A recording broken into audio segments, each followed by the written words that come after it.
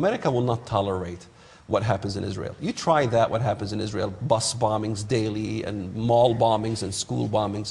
I think even the liberals will kind of wake up. Not the extreme liberals. You know, there are some extreme liberals in America that no matter what you do will never wake them up.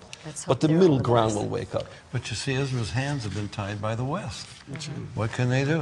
I mean, they could take these people out. Yes. They could. It's not a problem. I mean, look, how long did it take us to clean the Taliban? They went in and demolished the Taliban in a few weeks.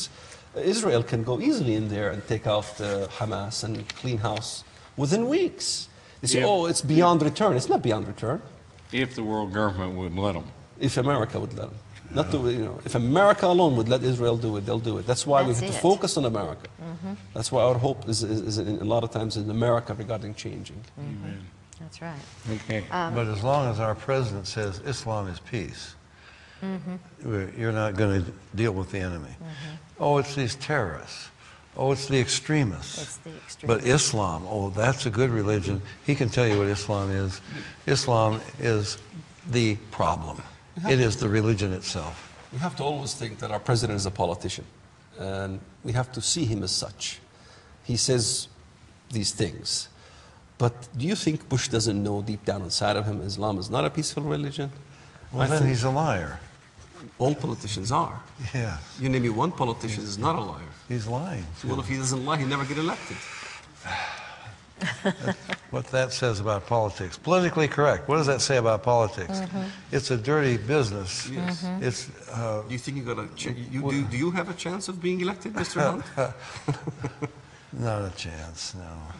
That's why I wonder how a real Christian could ever become president. Well, we take the lesser of two evils.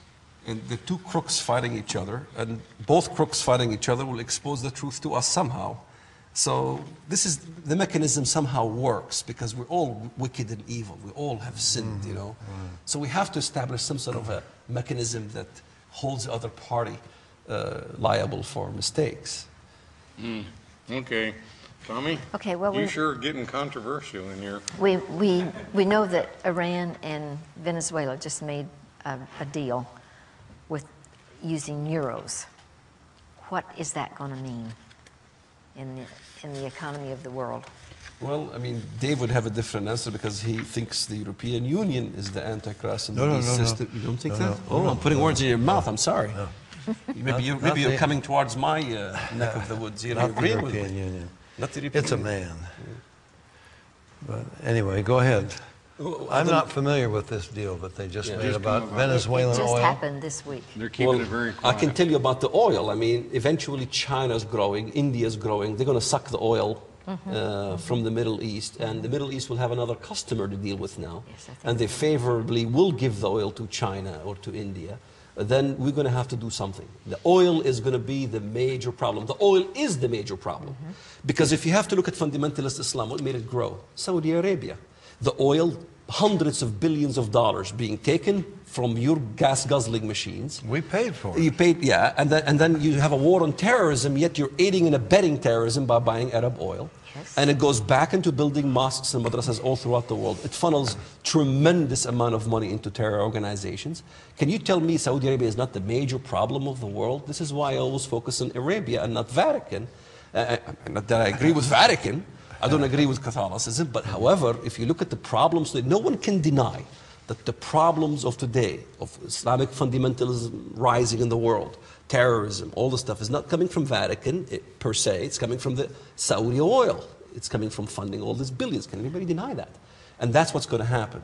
America will finally have to sell out on Israel and sell out on the Christians in the Muslim world for the sake of oil and commit harlotry with Arabia. I mean, if I ask the question, if Bush is sleeping with two, Vaticana and Saudi Arabia, which do you think is his favorite harlot?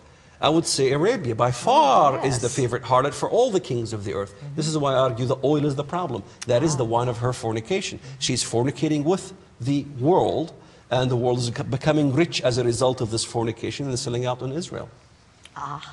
Wow. Yeah, but this kind of a deal with Arabia is going to ultimately lead to subjugation to Arabia, to Islam.